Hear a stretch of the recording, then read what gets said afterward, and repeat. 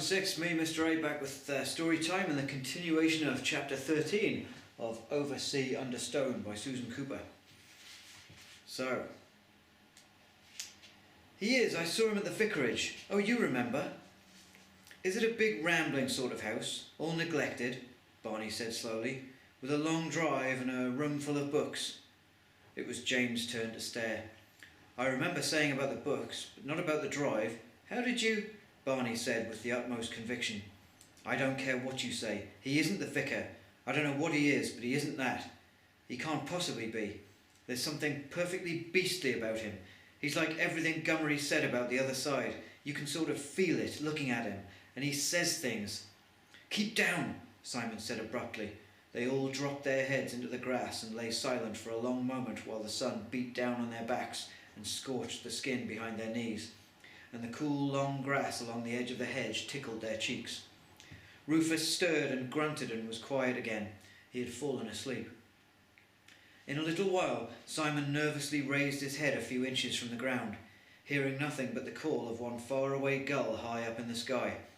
He had seen the three figures turn and move across the path, but there was no one now on the road where they had stood, and no one in the silent stretch of the field.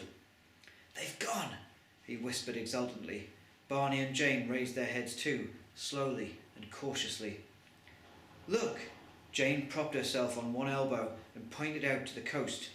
There they were, the tall black figure striding and the two smaller ones, one on either side, bobbing out of sight along the side of Comare Head. Oh! Barney rolled over on his back and groaned with despair. We're cut off. How can we get out on the headland now? Jane sat up, wincing as she stretched her cramped legs. She said despondently, I don't see what there is to get worked up about. We can't do anything. We found where the Grail is, but we can't get at it anyway. If there is a bottom entrance, it's under the sea, and the hole we found at the top is too narrow to get through even if we had a rope. Barney said, yelping, But they'll be able to. I know they will. That man can do anything. He seems to have things planned before he even knows they're going to happen. And if they find a hole in the rocks... But they couldn't go down any more than we could, Jane said reasonably. And they couldn't get in from the bottom either, unless they've got diving suits on the yacht.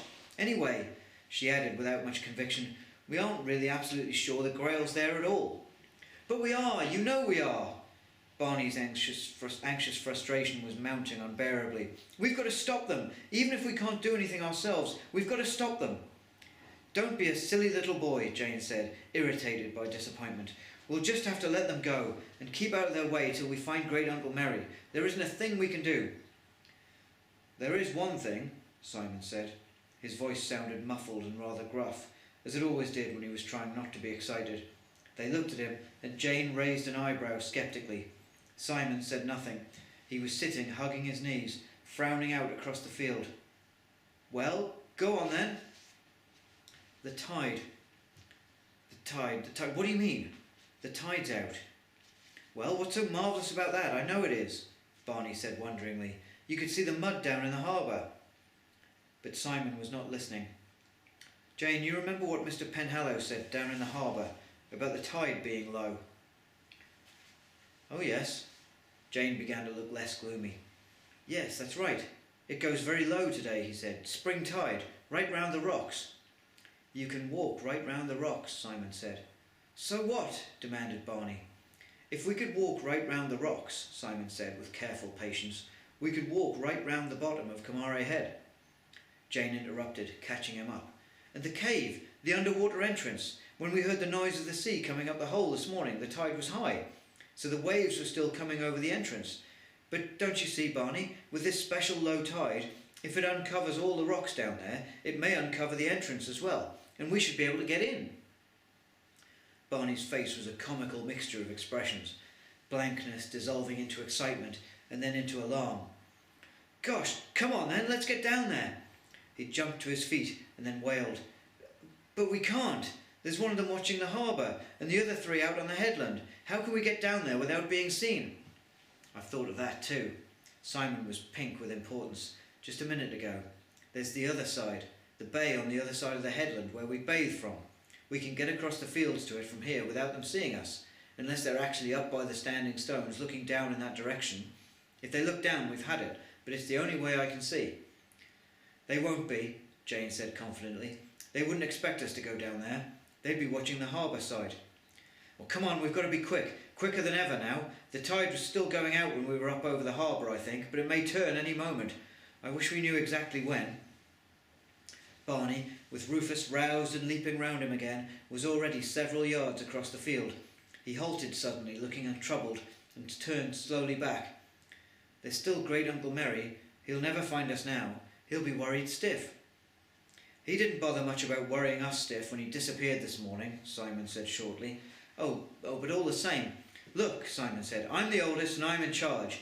It's got to be Gummery or the Grail we look for. Barney, there isn't time for both, and I say we go after the Grail." "So do I," Jane said.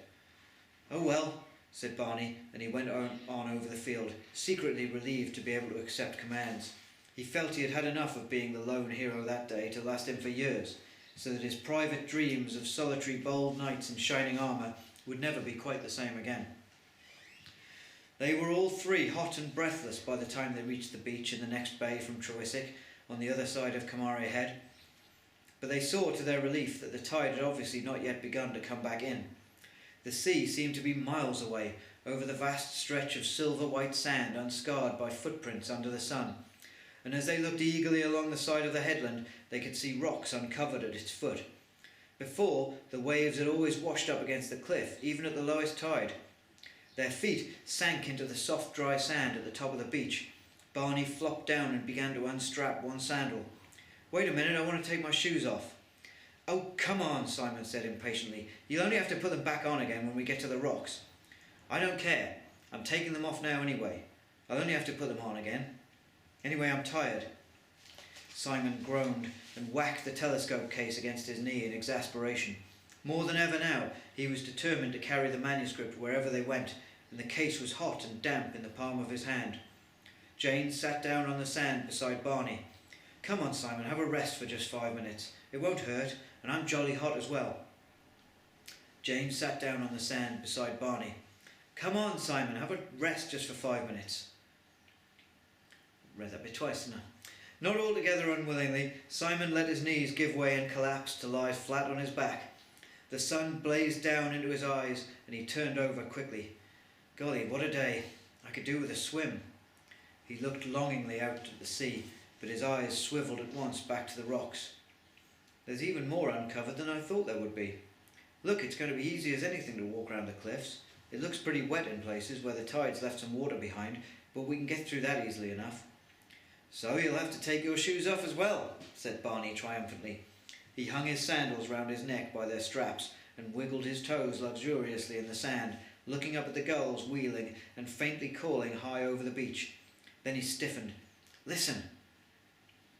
"I heard that too," Simon said, looking up curiously. "Funny, it sounded like an owl."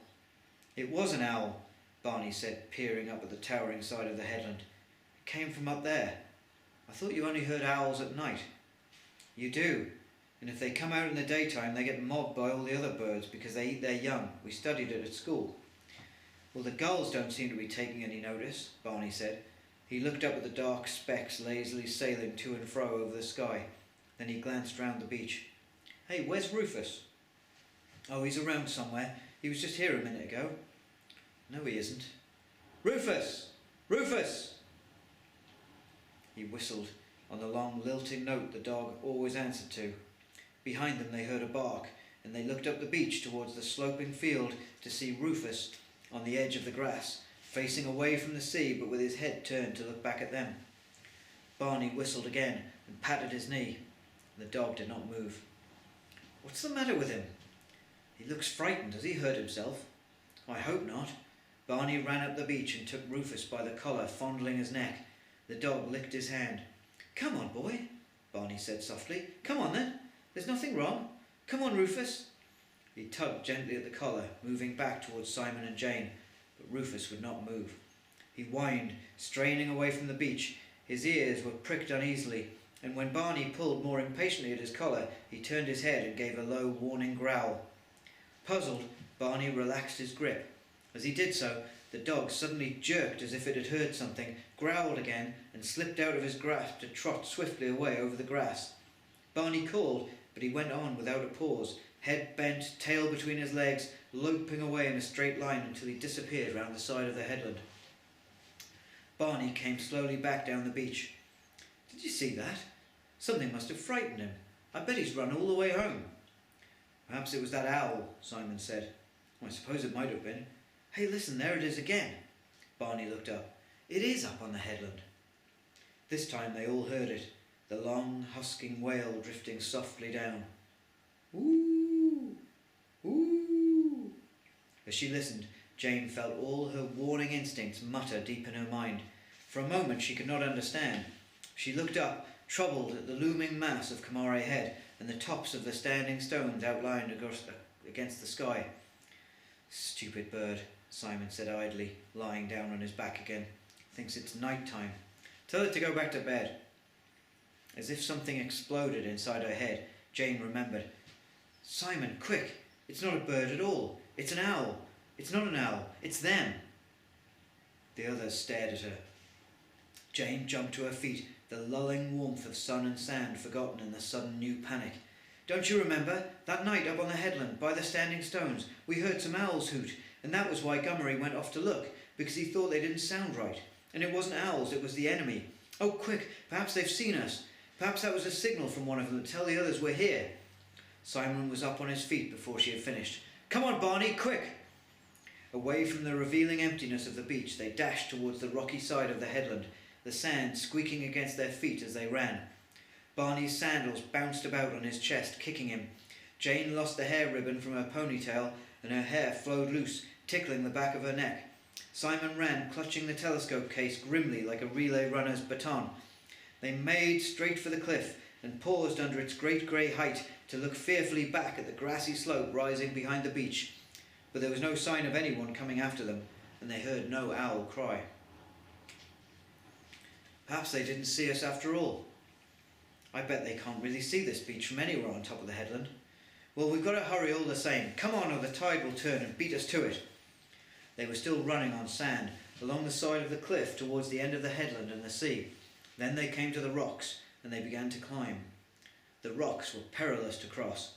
At first they were dry and fairly smooth, and it was easy to scramble from one grey, jagged ridge to the next, skirting the small pools where anemones spread their tentacles like feathered flowers among seaweed leaves, and shrimps darted transparent to and fro. But soon they came to the rocks that were uncovered only at the lowest spring tides. Great masses of seaweed grew there, shining, still wet in the sun, slippery brown weed that squelched and popped under their feet, giving way sometimes without warning to drop them into a pool. They came to a long stretch of water left trapped in the rocks. Barney, still determinedly barefoot, was trailing some way behind the other two. They waited at the edge of the water as he picked his way gingerly towards them. "Ow!" he said as he trod on a winkle. "Do put your sandals on," Jane said imploringly. "It doesn't matter about them getting wet. Ours are sopping already. You might step on anything in this pool and cut your feet to bits." Barney said, with surprising meekness due to having stubbed 3 toes. "All right." He perched on a jutting rock and unhooked his sandals from round his neck. "Seems silly to put your shoes on to go paddling instead of taking them off." "You can call it paddling," Simon said darkly. "There might be all sorts of ravenous deep-sea fish left in here. Mr. Penhallow says the sea's terrifically deep just off the headland." He gazed into the mass of bulbous brown seaweed floating on the surface of the pool. "Oh well, here goes." And here goes indeed. We'll have to pick this up tomorrow. Thanks very much for watching and listening, and I'll see you again for the next part. Meantime, have a great day. Take care. Bye-bye.